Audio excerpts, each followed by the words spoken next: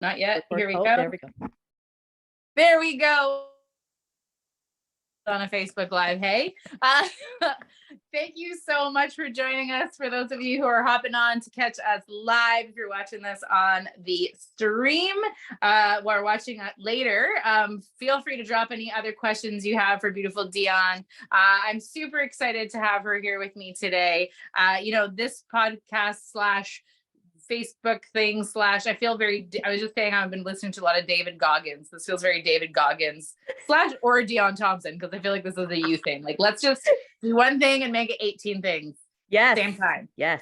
The way of a mother, I like to say. But this is just kind of an idea that I've been kind of throwing around about, people that inspire others, people have inspired me, people that are kind of, just stepping outside of comfort, living outside of the box, doing things a little bit differently, following passions, whether, creatively or in an entrepreneurial kind of mindset. So I couldn't think of a better guest to have than someone who absolutely inspired me. One of the first, I want to say strangers I met, but I don't think it ever felt like a stranger when I met you.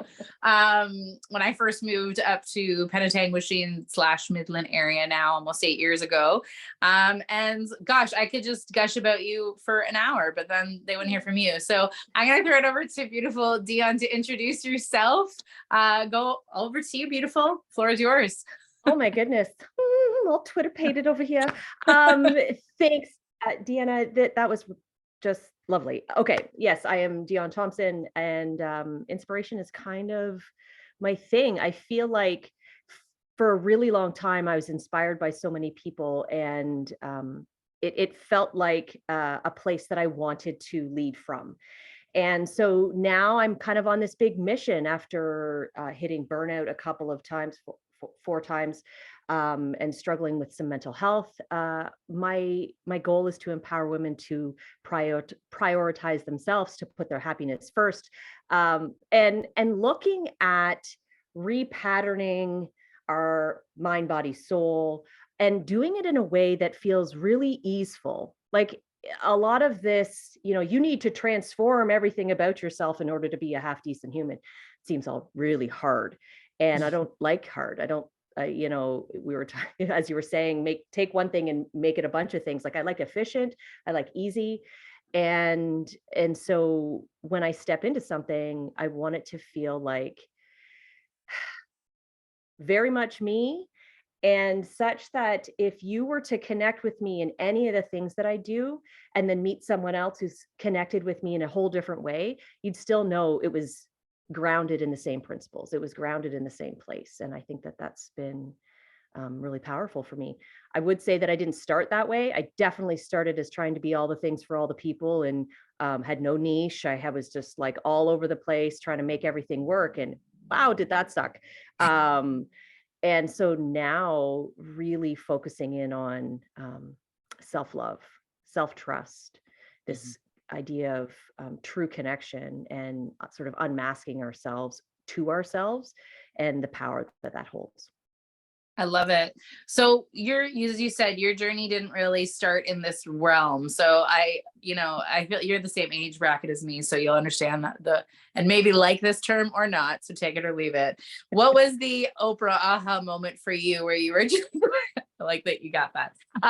What was that moment in time for you? Like some people, when they, for me, when I first experienced my, desire to turn right to go towards my wellness journey, I was that moment of like, wow, I just caught myself in the most broken space I've ever been in, and I need to do something. Time to take a step. So what was that moment for you when you were like, okay, whatever I'm doing right now, something's gotta change, and I'm going to take the leap to this mindset, to this direction? Like, what was that for you? It was spring 2015. I can definitely pinpoint it almost to the minute. And I had just, so Addie was almost 3, Lucy was 1, and I was scheduled to have a full hysterectomy, which, just pause, this is not a story about hysterectomy. It was a great thing for me. It's not a great thing for everybody. That's a whole other thing. But anyway, I was scheduled to have this surgery, and I was hitting a unbelievable, deep, dark place. mindset wise, I couldn't blame more people for how fucking shitty I felt. Everything was everybody else's fault, and everything was bad, and my job sucked, and people at work sucked, and my relationship sucked, and I'm unhappy. And it was just this like downward spiral. Now, that being said, it was not the first time I'd been in this place, but it was the first time that I actually had manufactured a little bit of space to deal with it. So I'm definitely a go, go, go survivor of big T, little t trauma, not knowing it at the time, but really riding at about a 9.9 on the fight or flight scale constantly. And so the combined with this constant feeling that I was never an autonomous human, that my sense of everything was determined by what was happening around me and who I needed to care for and or manage or crisis, or make sure that that person doesn't go sideways and this person doesn't cause anybody else pain. And now I'd been that way my whole life and managed to deal with it in a variety of ways. And then you have kids, and holy crap, they don't care about your coping strategies, no matter how unhealthy they are. They do not. They just are like, they're kind of demanding, and they sort of want all of you, the real you, to show up. And so I struggled after Addie with some postpartum anxiety, depression, sought some help there and got over that bump. I thought, okay, kid two, I got this whole I'm a mom thing figured out, like enough that I won't go down that deep, dark hole again. I was wrong. And so then she's a year and I'm about to have this surgery. And like it was the darkest place. It was the darkest place. With that particular surgery, I have reflected deeply on this now because we're going on like 2023, so 8 years. I have done a lot of work on how perhaps at a different lifetime I would not have had that surgery if I'd known what I know now then. But anyway, so here we are. But I had some massive energetic blocks in that sort of sacral area of my body, which I know stemmed from generations of trauma. And at the time, though, it created unbelievable unrest for me. So I went through every 2 weeks of going crazy. I went crazy during ovulation and like my life turned upside down. And then I went crazy during my period. I couldn't maintain a sense of normalcy. I couldn't stay committed to any act longer than 2 weeks because then I would spiral out of control. So having the surgery actually created like a little bit of like, oh, we're not having crazy blips. And so for the first time since I was 14 years old, I did not, and I'm air quoting here if you're just listening, I did not go crazy halfway through the month. And then 2 weeks after that. And then 2 months after that. And what that created was an opportunity for me to breathe and to really go, oh my God, what do I actually want? Because up until that point, I didn't know I was allowed to want things, because I was so busy giving everybody else everything that I didn't have a clue that I was allowed to want things and that I could then follow through with the things that I actually wanted. And so I remember, leading up to that surgery, having 7 weeks of literally sitting on my butt because I had just had this surgery. And I started to reflect. I started to read like some books. There was some people in my life, and someone offered me The Success Principles by Jack Canfield, which is a pretty hefty masculine energy self-help book, but pretty good for someone like myself to cut my teeth on. I don't think I could go deep into the woo and the divine feminine. I probably would have lost my mind, but it was enough that I could go, oh, I could do some of these things. Because really, what the hell else am I doing? I'm sitting here on my ass. So I could do some of these things. So I did. So I started journaling. I started getting up early. I started really playing with the idea of what I wanted to be non-negotiable in my life. And because up until that point, what was non-negotiable is that everything sucked. And that seemed to be the thing. But I'm like, I need to be able to change this.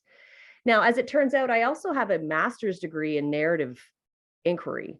And so like, it's not like I'm a stranger to rewriting story and how powerful that can be, but I hadn't turned that knowledge inward. It was still very externalized, like, oh, I could help this person, and oh, I can write this paper, and I could do all these things.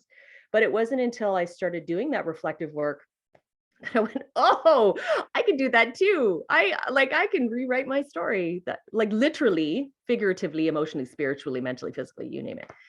And after the 7 weeks off, I went back to work and I worked in education, which has that's a whole other hour point 22,000 hour conversation.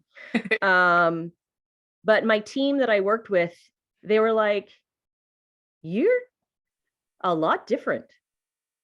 And because I stepped way back from the blame game, and I'm like, I'm all about taking 100% responsibility for this awesome being who's sitting here who doesn't feel awesome yet at the time, but you know what, I'm going there.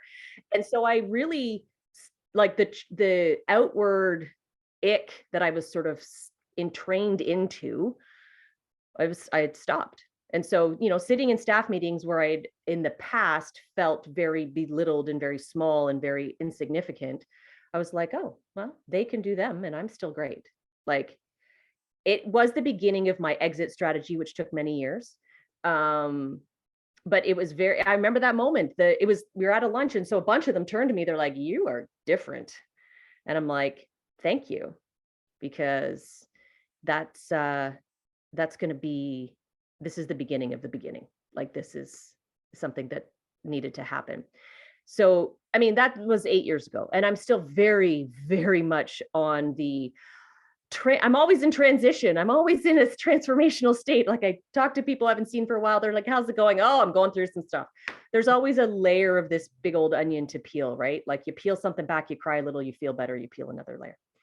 But at that time, that would definitely be the first time that I was like, wow, I can focus on myself now. Again, I love that. I can relate to that so much. I feel like it's the first time I've heard like the description of like when I was diagnosed with diabetes in that dark place.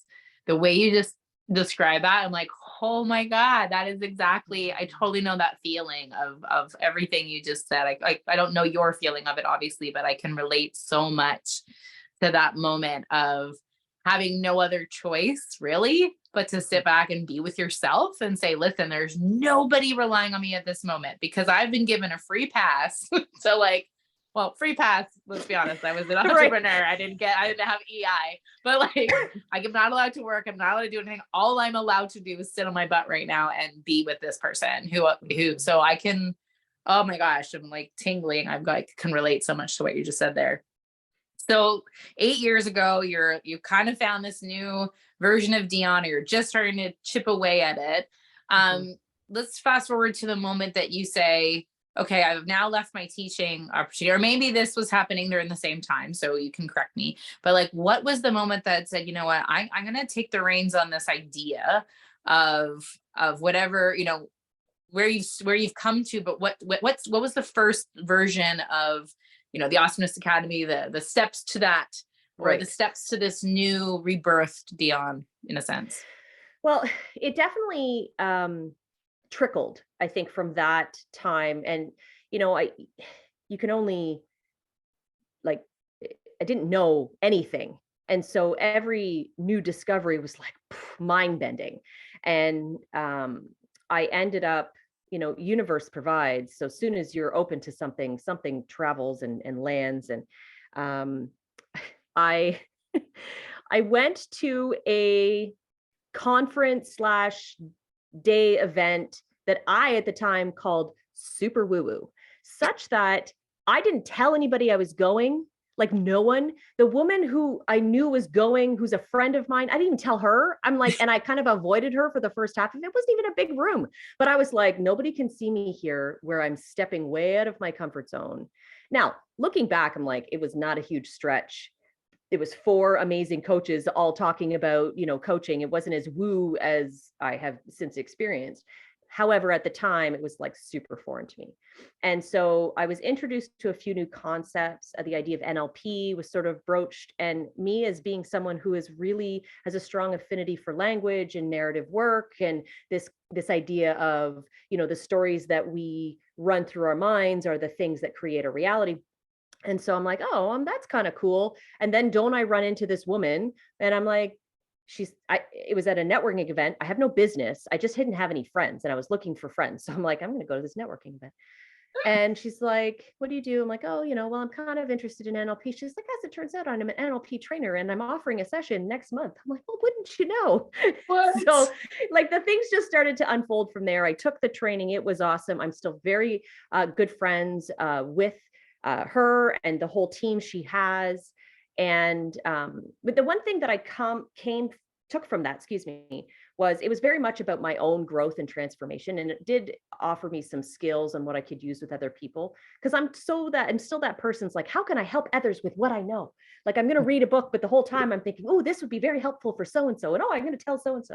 And it's always about me. Can I just tell you, it's always about me.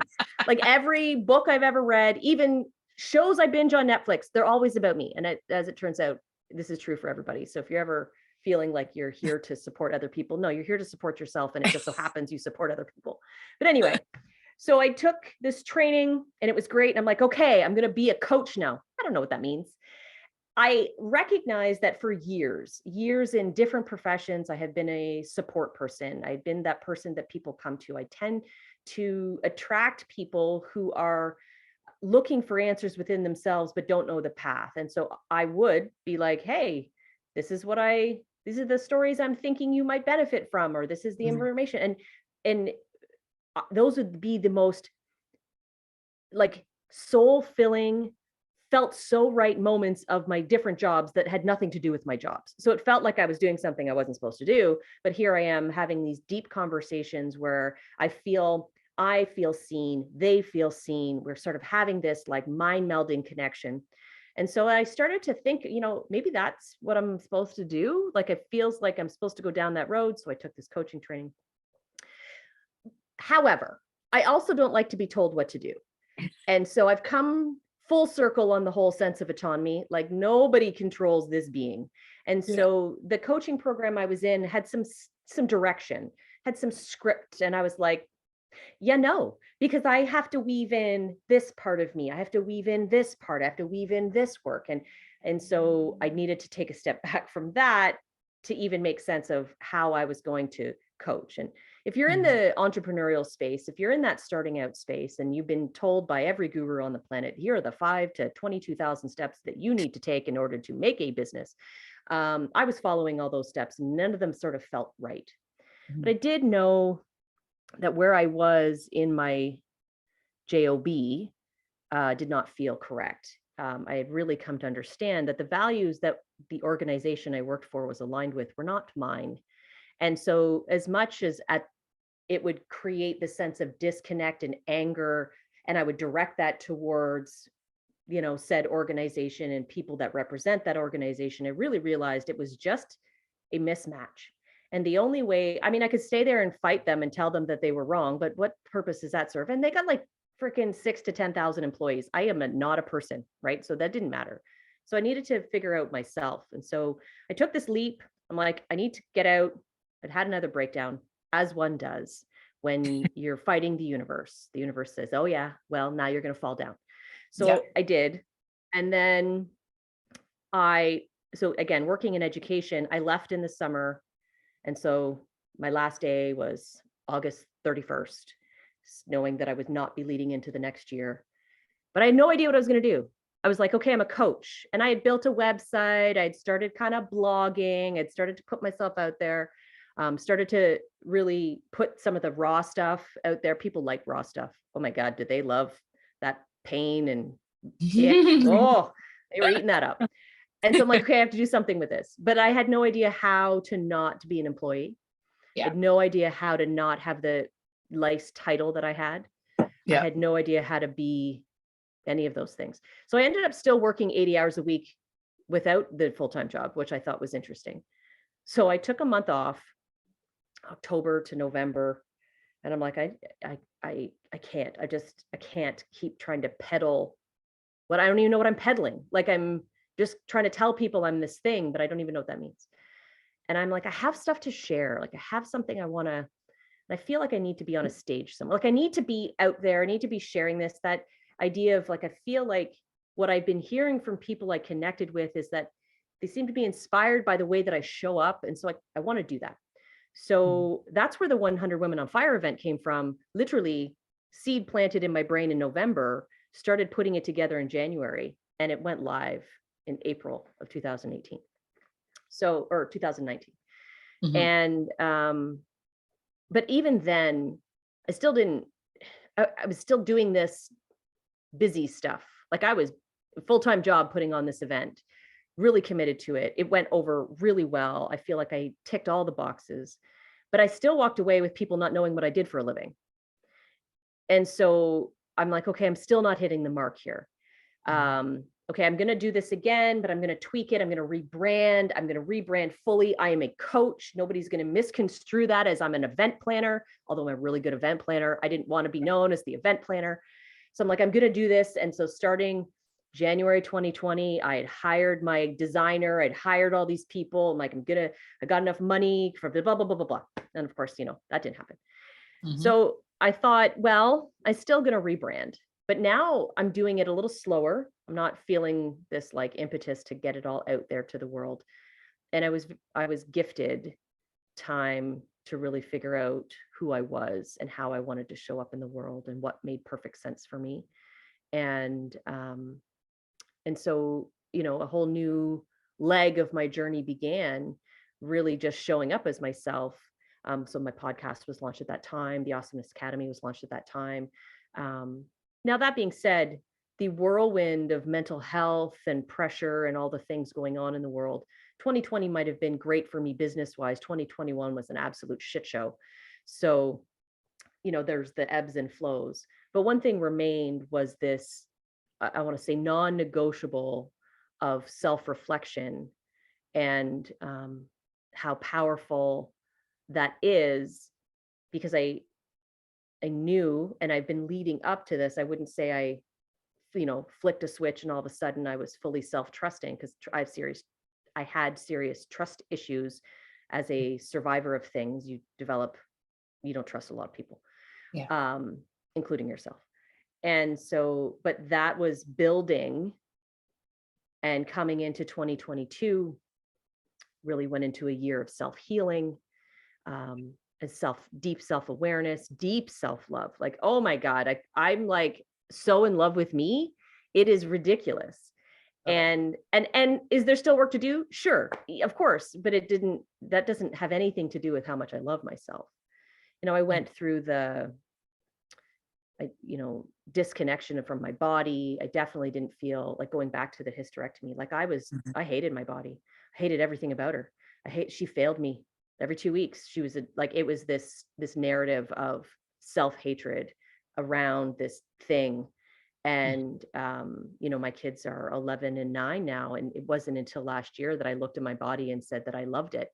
And so and going through that mom component, like the body I thought I was using effectively then turned into something I didn't recognize. And then it just spun this whole other level of, self-loathing. Yeah. So that this, if I could anchor anything through my very long story, is that learning to trust yourself, learning to feel safe in your own body is the point, right? Like what you do, I don't care if you drink the shakes or go for the walk or meditate or yoga or Netflix or like dance. I don't care what you do. Whatever it is that you're doing, whatever drop you put into the bucket that has your name on it, the point is to trust yourself, to have your own back, and to love yourself through the process. So whatever you're doing, if it adds to that, great. There are things that are not going to add to that. We all know this is how this Mhm. works. But that whole principle, if you put in more of what you want and do a little less of what you don't want, you will get there. And so that journey takes time, and it's impacted and influenced by the people you hang out with, the belief systems that are so ingrained in you since before you were born. Like there's so many elements that you are working with. Sometimes it feels like against, but you're working with. And so your journey is your journey, and it takes the time that it takes based on the life you have. So my business is Hot Mess to Awesomeness, but the principle behind it is you are never the hot mess. You are always awesome in the hot mess. Yes. I love that. I love that. And I mean, one of the things I've always loved about you, we've always kind of connected on, is that idea of mind, body, and soul, and focusing on being the healthiest version of that, whatever way that means to you. And I think you're just such a beautiful example of that resilience. And people can see a person in like a coach perspective, or he sees someone and you know, oops, sorry, I'm getting this happened before. We're just gonna keep chatting. You can see me still? Yeah, Can you we're still good. see me? I'm Yeah. getting a call at the same time. Deep thoughts. So you know, you see these people that are in the coach perspective, are in this place of a teacher or someone we're learning from, guru, whatever word you want to use. And we forget that these people, they may not, you know, post about it, share about it, because a lot of, like yourself, you were very vulnerable. I've been very vulnerable. There's a lot of people that are very vulnerable about some of the challenging parts, but you never know what part of the day you're seeing. And it doesn't mean that the things aren't happening, and it doesn't mean that anyone's hiding anything either, but there's so many parts to our story that, you know, that are so integral to where we end up. And, you know, you're such a beautiful example of pivoting and learning and growing and accepting the hard, and saying, I think one of the best gifts I got from you is that idea of, okay, yes, like, and there's a million quotes about this, you know, it's not happening to you, it's happening for you. Like, Mhm. every hard thing, when you can look back at it and say, oh, remember, and we did this in a training with you, was like, Mhm. make a list of all the things that, you know, you didn't think you could get through, the hardest parts of your life, not just the word around your neck or the one in your hand, but like those things that you legitimately did not think you could see. It was so dark, it was so, you Mhm. know, the light was so far away, and now you're on this side, you made it through. So, Yeah. and what were the lessons? And I think you're such a beautiful example of that. We're ever evolving, we're ever growing. I'm a true believer in, like, no one's ever an expert, right? Because when you get to the point of knowing a lot about something, well, for sure, things have changed. Number two, you've changed. And like, how boring would that be? It's like when the Yes. learning stops. You've talked about this beautiful resilience that you have. We talk a lot, you know, within our team, of that idea, and with you too, is that idea of your why. Like, and I think you've touched on this already, just want to hit it home again, is like, Mhm. what is your why? Who is your Mhm. why? And Yes. to add on to it, because I know that this is a you land, how many times has it changed or Mm. evolved? Okay. It's all about the why. And I think what we can get so caught up in is the what, right? And so we have been conditioned to focus on productivity equals value, right? And what you do for other people, or what you do in general, defines you. And yes, I mean, if you go out there and be an asshole, that's going to define you. However, when you're looking to make a shift, when you're looking to change an outcome, often we look at behavior. We look at what we're doing. Okay, change what we do, we're going to change the result. And it's so, I don't say shallow thinking, but it's surface. It's just the surface. Because what's really impacting what the behavior actually is, and then whether or not you're choosing to repeat it and the energy and you fuse into it, is what you believe, what you think around that belief, and the emotions you've attached to the belief and the thoughts and the whole piece. And so we get, I'm about to go do the Women's Wellness and Self-Care Expo, which I'm guessing by the time this is published out in the bigger world, that may be done and over with. But the idea that, and I'm sharing some thoughts around, like, what makes doing self-care hard? What makes this like, oh yeah, I know I should do insert self-care thing here. But what stops us is the focus on the what. Like, if you're focused on how much yoga you do, and then what you're really focusing on is how much yoga you're not doing, you're then reinforcing a belief that you don't do yoga and you're really good at not doing yoga. And so you've kind of mastered that, expert even. And so then you perpetuate this story because you're living into it. What I think it moves us forward, and I say forward intentionally, but moves us, the forward is zigzaggy, but it moves us beyond pushing away from what we're not doing or what's not working or what we're trying to change, but staying connected to what it is we're aiming for. So beyond goal, how's it going to feel? What are you going to see? What are you going to hear? What's going to happen? And for most people, if you've never achieved that goal before, you have no freaking idea what that's going to sound like, or feel like. But you already know, because there have been glimpses, there have been glimmers, there have been sort of like very fleeting moments of like, oh, I want more of that.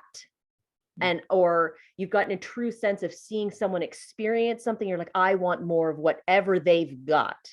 And so your why is connected to that feeling.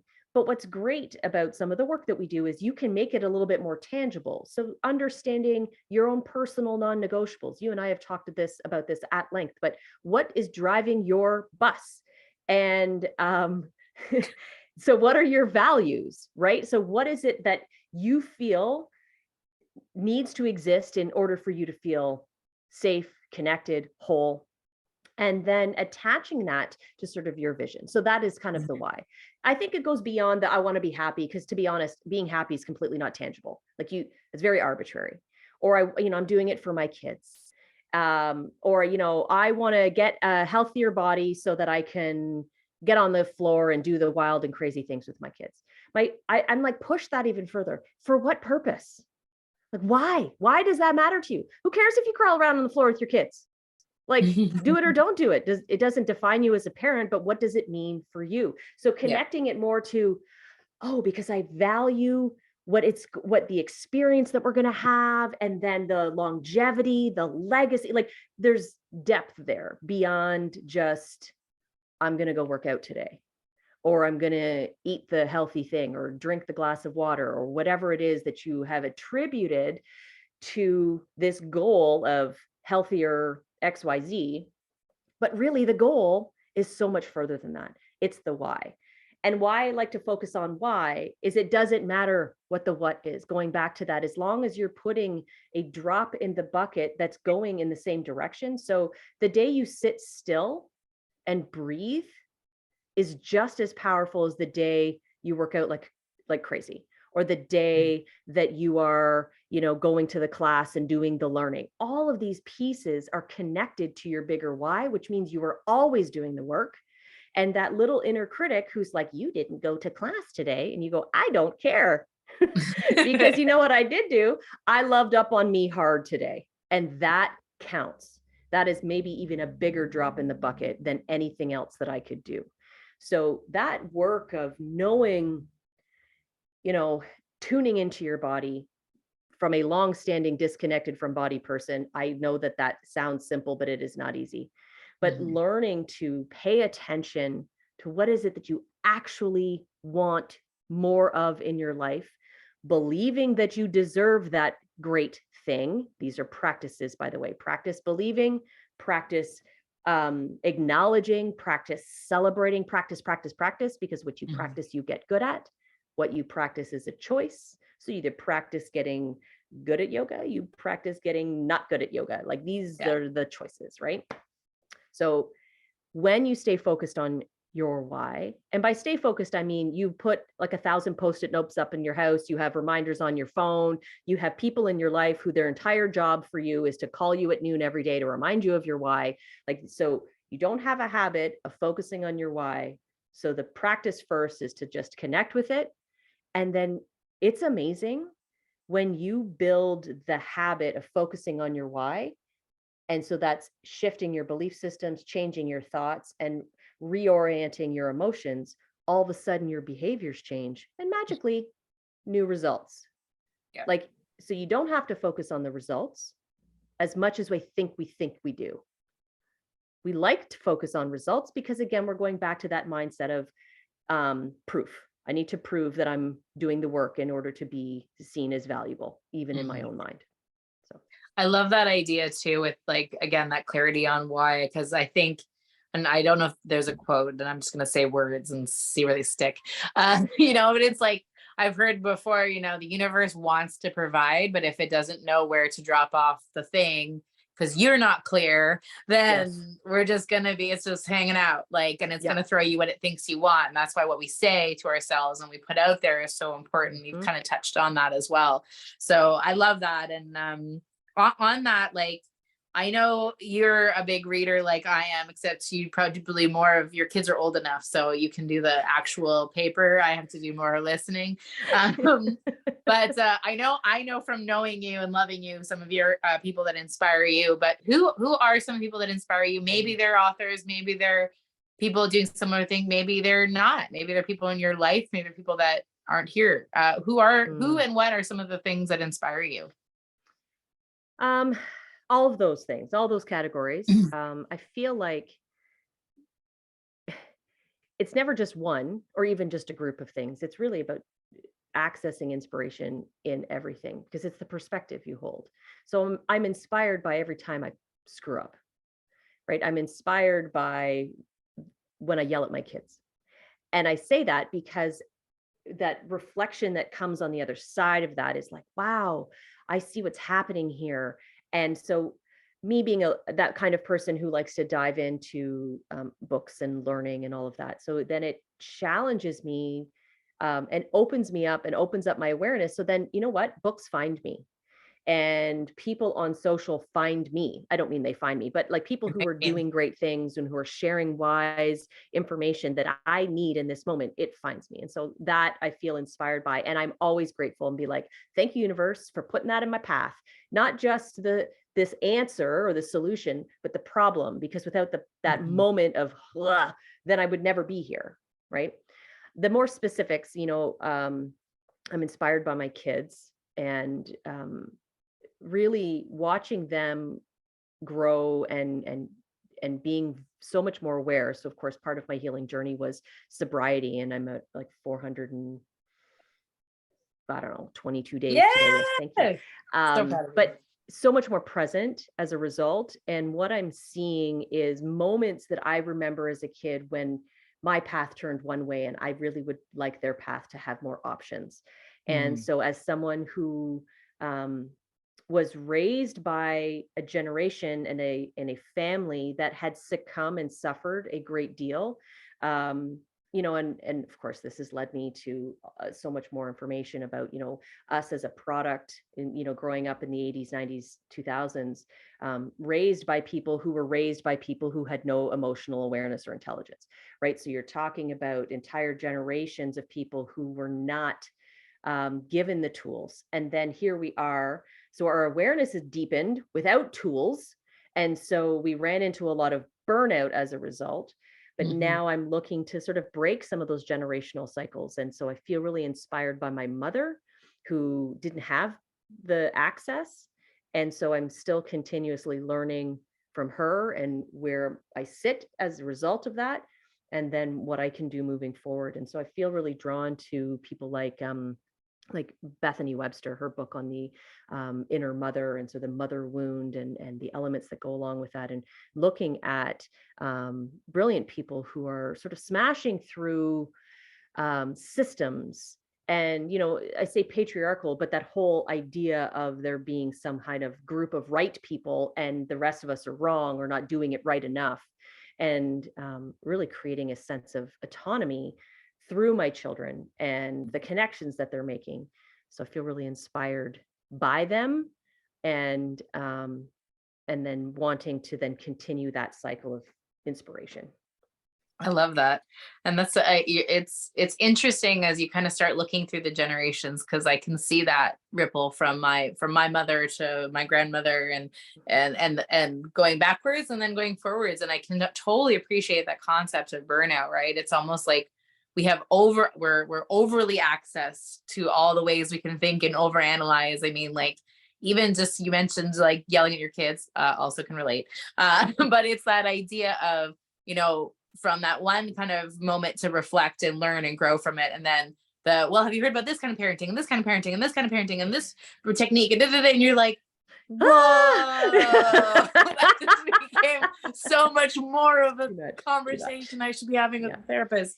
Where it's just like, Right. hold on, and it's such an interesting, I love that idea too. You kind of hit on a few times that I love the concept of fail forward.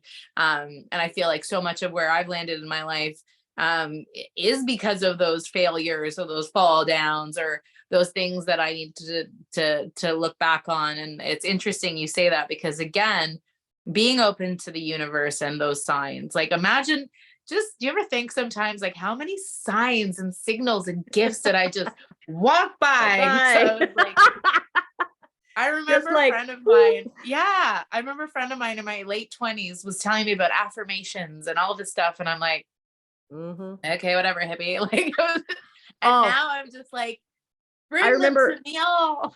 my best friend many, many moons ago is Leanne. So she's still my best friend, but she's like, oh my God, I need to tell you about this book called The Secret.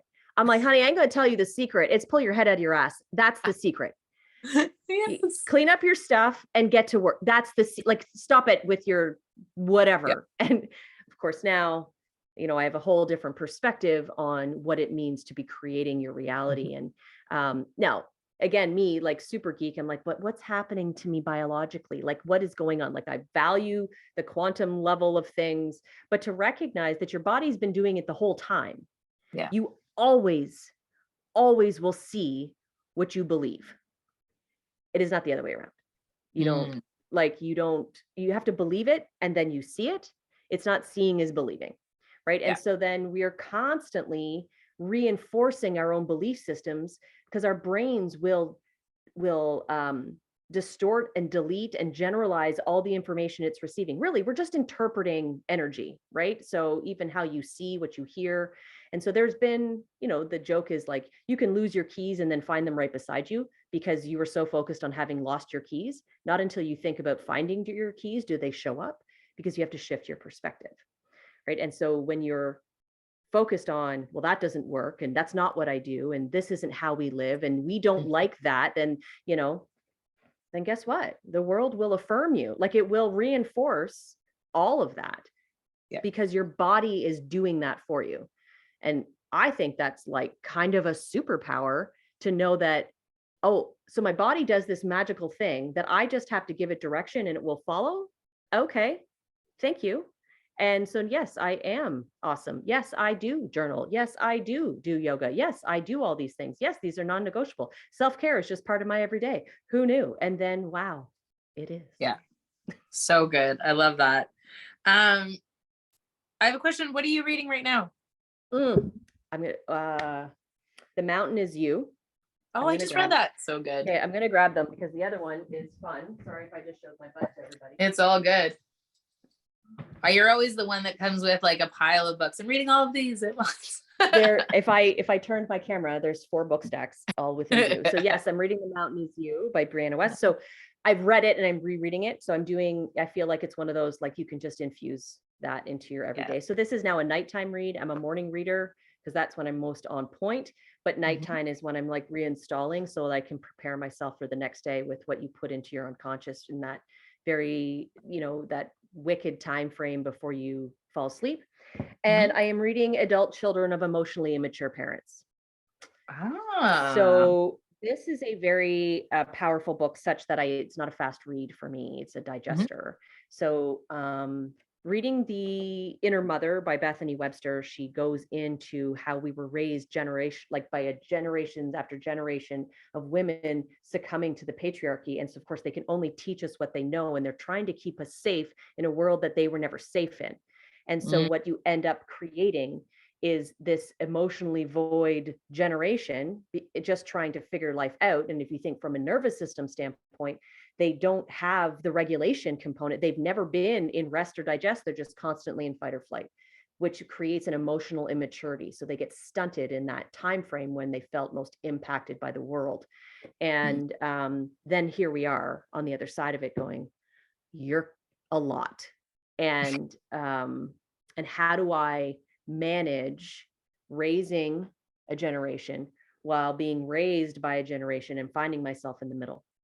So this book is by Lindsay C. Gibson, and it's a bit of a game changer for anybody who feels like their parents are just a little left of center. It's funny. I remember during COVID, my dad, like hearing everything you just said. And then I remember a moment in time, and we don't have to go down the COVID rabbit hole, but just just to echo what you were just saying there. I remember him at one point just being like, holy crud, this is hard right now. And I remember my dad saying, honestly, Deanna, like growing up, I went through a lot, but there is no guidebook to raising kids and doing this during this. There's no reference point. So not only do I not have from my arsenal of crazy life experiences, I mean, I'm expanding on what he said, obviously, but like, I don't have from my own experience anything in here, but there isn't one. Like maybe in other parts of the world, there's been similar situations I can't speak to, but like, it's crazy. Like, and it's interesting when you add on that other layer of all the other elements to it. I love that you go back to books, and that's one of the things that I do too, is like, there's certain books and when I'm finding myself going backwards into certain patterns where I'm like, oh, I need abundance now. Oh, I need this book. Oh, I need this. And it's amazing how it's just like knocks you right back into place, and the power of a book. I never thought I would be not like, I've always loved reading, but I've fallen in love with learning again. I have a question for you is, I have so many questions for you, but I know I want to respect your time. I told you this could be a 18-hour conversation. We'll talk, maybe I'll just have you back another time and talk about some of these other ones, but so we've heard a little bit about the evolution to the hot mess cat, or tell me the exact name, because I Awesomeness Academy, but what's the actual official name? It's just Hot Mess to Awesomeness, and then of course there's elements to that. So there's the podcast, there's the and gorgeous. So Hot Mess to Awesomeness with Dionne Thomson. So like, without spoiling or whatever, like 5 years from now, because you've had so many incredible journeys, and we'll probably have bumps because we all will. Like, where do you see what like, you've talked about vision, you've almost like kind of hinted at manifestation of putting it out there and saying, okay, universe, here we go. Like, where do you see Dionne in 5 years? Where do you see this next place for you, or is it here? Like, where do you see yourself? Well, kids will still be here in my home. So there's that. And I'm always cognizant of that. So the likelihood of me not being in Midland is very slim. I do see some expansion, and I've been working diligently at being very slow with expansion, because I can be very fast and take things to another level, because I have this sort of vision and I'm like, yep, I can make all these things work, and then there's all the things. But again, it can easily go to burnout when I don't create the sustainability. So a big part of what I do right now, it's something that I gravitated to after my year of sort of pulling back and healing, was communing and coming into circle with women. So I do that in person and online. And the in-person is just as much, if not more, for me than it is for anybody else who happens to show up. And I'm so grateful for all those people, but it really is something that even if it was not part of my business, I would definitely do. And I would definitely connect with that. So the idea around the Hot Mess to Awesomeness, Not So Secret Society is what it's called, is that we come together to share in the unique but universal stories of women. And we recognize and see ourselves in their struggles and in their triumphs, and we gain new perspective so that we can take the steps that we need to move forward. Because that learning, that growth, it doesn't, again, it's not a switch, right? It's a layer, and it's just a shift in perspective, and a shift in like how you feel about something, but in a safe place where you actually can have an openness to it, as opposed to being inside the problem and only focusing on the problem, because that's kind of where we get stuck. And I really feel, for too long, this idea of women coming together, and it's like, it's chatty, and I say clucky, like it's just very like, we all go down this little spiral of trauma bonding. And so I needed to escape that personally. And so that's the shift that I made. And so my vision for 5 years, potentially, let's say 5 years, is to expand the society like through chapters, right? And so the online society community can obviously grow, but I would love it if there were people online, but they were in a living room and there was 5 of them, right? Like I would love it where they are actually communing to be part of this connection. And then from there, expand and have their own in-person events that are all connected and woven through these principles. And so it's founded on the principles of flourishing, looking at this concept of you are not the hot mess, right? So it's about perspective, it's about action, it's about belief systems, it's about all of those things. And you can make choices. But in order to make a choice, you have to believe you have a choice. And in order for that to happen, you have to feel safe in your own space, safe in your own body. So it's all these layers to it. So that's where I see that element. But really like in an easeful, super chill way. Like I feel like I went hard on social media. I'm a big fan of social media. I feel like I have that skill. At the same time, I do not, again, I don't like to be told what to do. So I do not like the whole thou shalt at these times and make these things and do it this way. I want to continue to just show up as myself. And I know that that's going to attract the community that wants to be part of this thing that we're building together. This system smashing or cycle breaking, or really just a shift. We're an entire generation who's trying to do things differently with no map, right? There's no book, there's no how to here. And what the crazy thing is, the only thing that we're using as to decide whether or not we're doing it all right is what's happening, what's coming out of our children, right? Like we're kind of like, okay, so we're going to give this a go, and how'd that turn out? Okay, that seems fine, right? So I'm of the opinion that it's about becoming the person we dream our children to be, as opposed to trying to put everything on them to be the thing that our parents were, you know what I mean? So yeah, that's kind of what I'm building.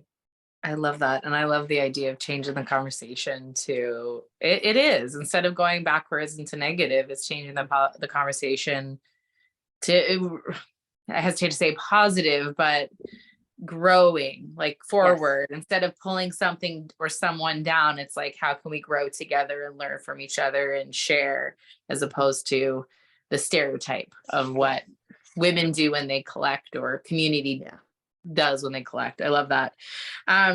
Again, I could talk to you all night. First of all, I wanted you to know I have a very special mug. I didn't even show you. Ooh. I have my awesomeness mug here. I meant to show you earlier.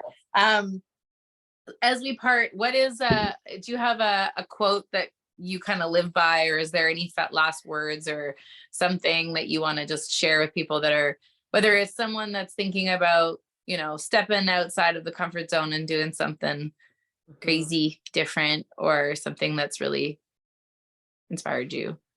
I have two quotes in particular. So one is that no significant learning can occur without a significant relationship of mutual respect. And the reason I share this one is because we are always learning, or there's always a potential to learn.